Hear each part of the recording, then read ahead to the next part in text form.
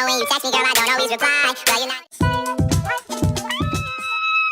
What's up, YouTube? It is your girl, Shay, and you are watching Glamplified Beauty.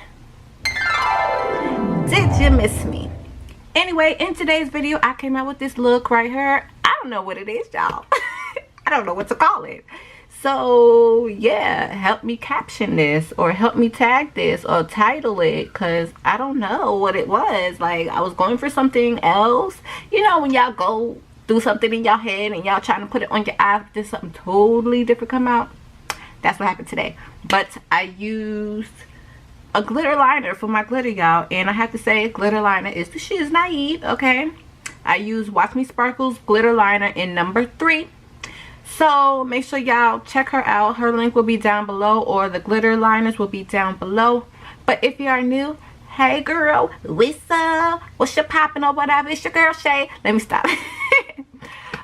Welcome to my channel. I hope you enjoy. I hope you like, comment, and subscribe. Let me know if y'all new. Let me know where y'all from if y'all are new. If y'all are my hashtag glam dog gang, what's your poppin'? What's up?